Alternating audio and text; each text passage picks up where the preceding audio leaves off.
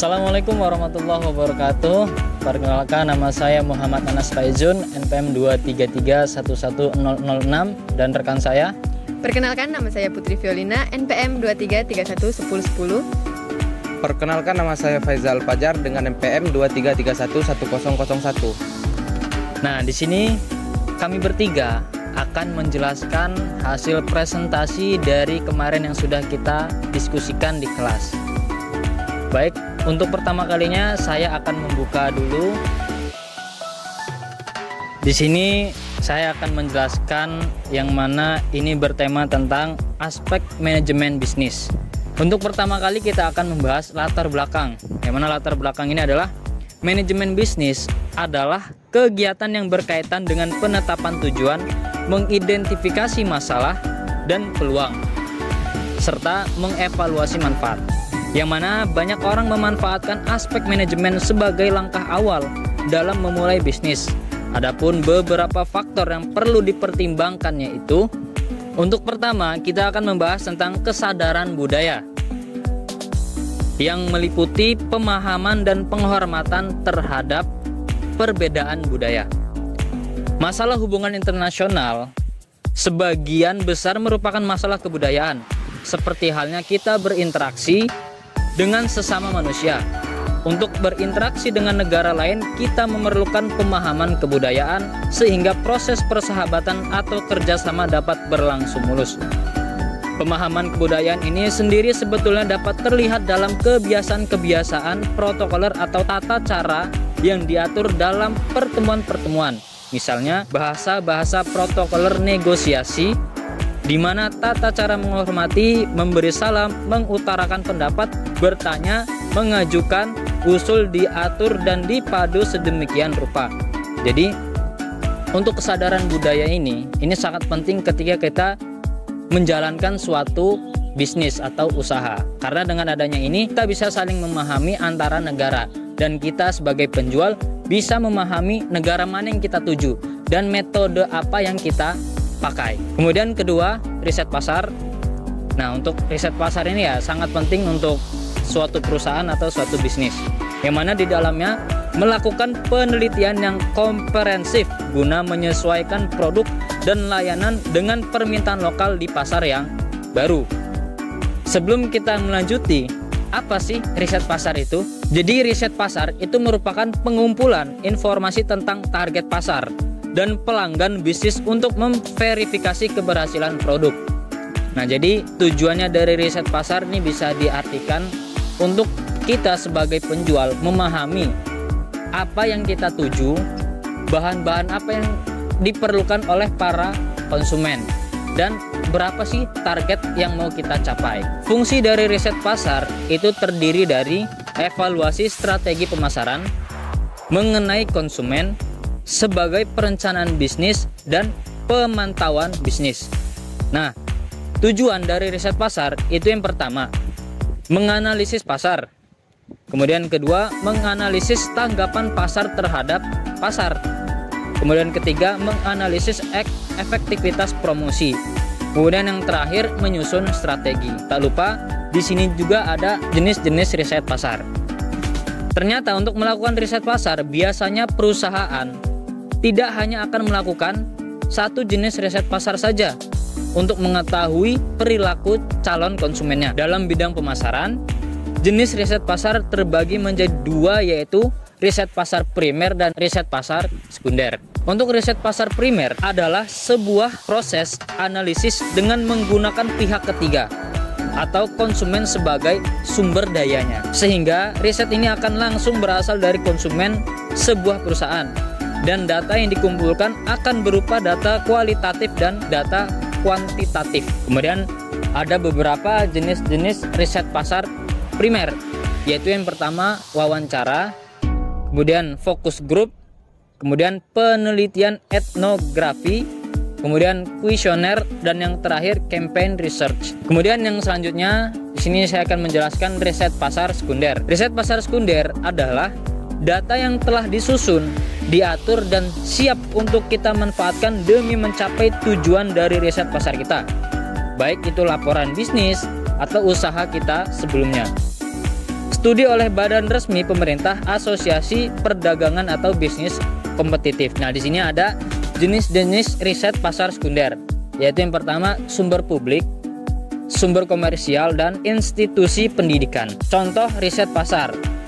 Nah, jadi contoh riset pasar ini yaitu perusahaan meriset barang apakah yang akan dibuat.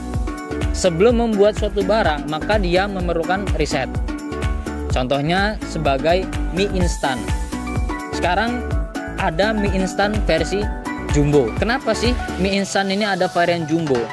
Ya dikarenakan mungkin para anak kos ya mau masak 2 itu berlebihan, memasak 1 itu kurang.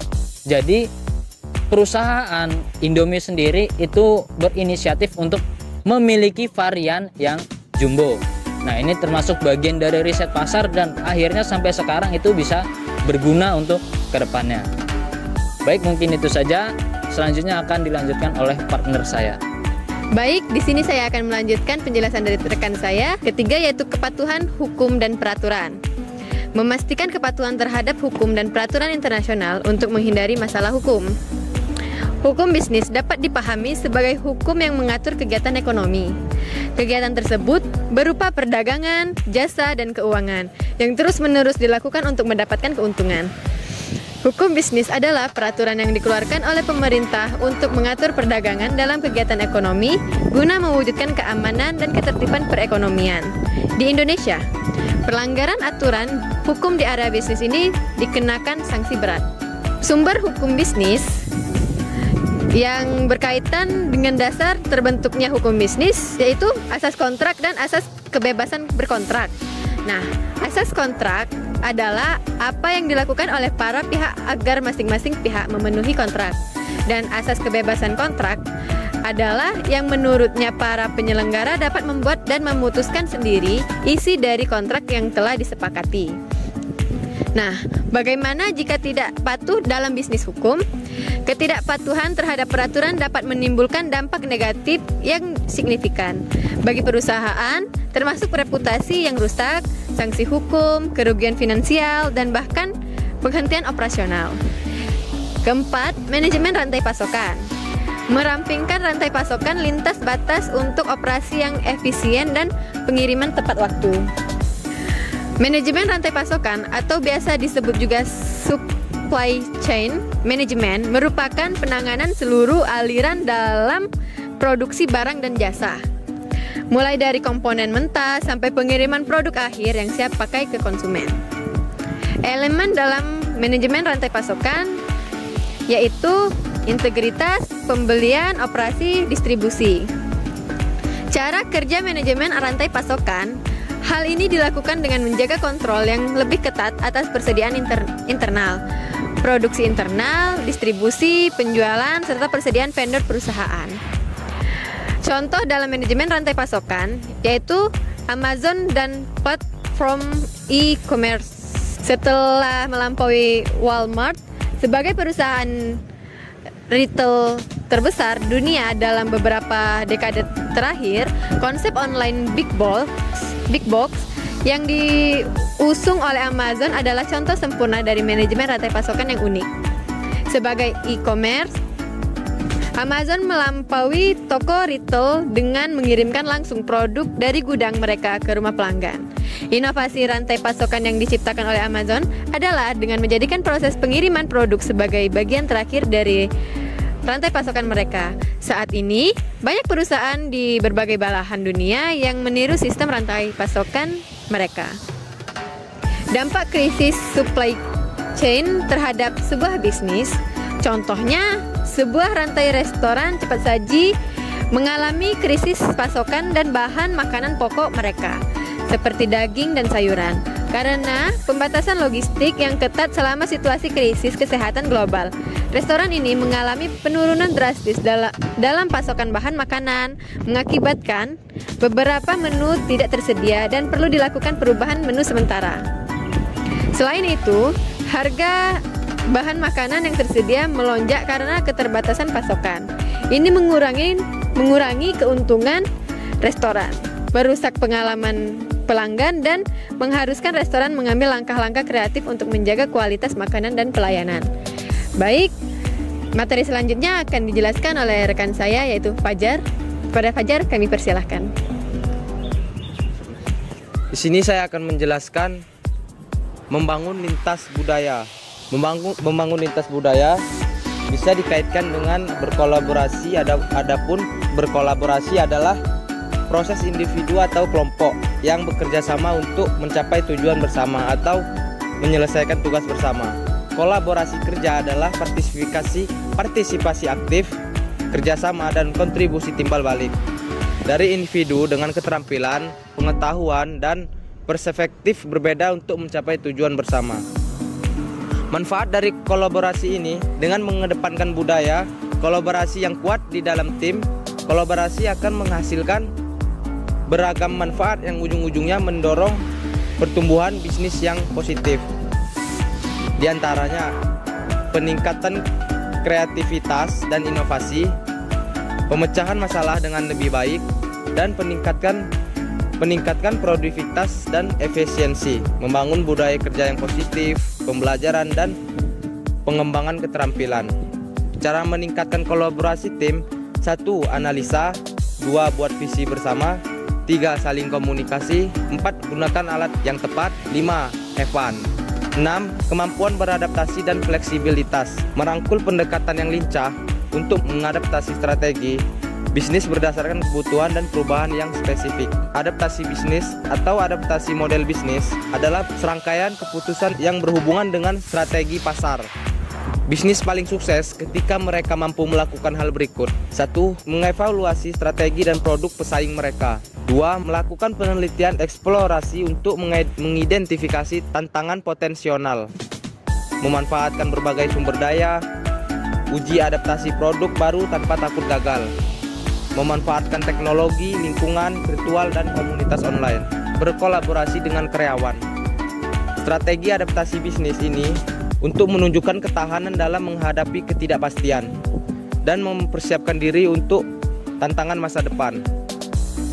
Bisnis harus memiliki keterampilan untuk beradaptasi dengan cepat.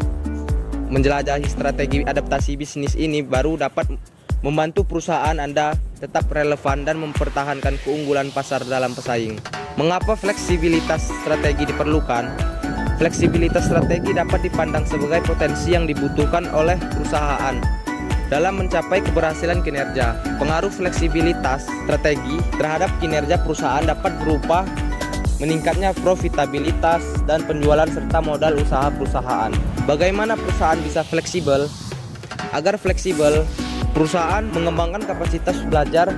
Mengapa belajar? Belajar memberi perusahaan keterampilan baru dan terkini. Ini memungkinkan mereka untuk beradaptasi dengan perubahan lingkungan sekitar. Kapasitas pembelajaran organisasi tergantung pada sumber daya manusia perusahaan. Diperlukan tim menetapkan sumber daya yang sangat sesuai untuk menanganinya. Selain itu, perusahaan perlu memetakan besarnya dampak perubahan dalam perusahaan. Area mana yang terpengaruh?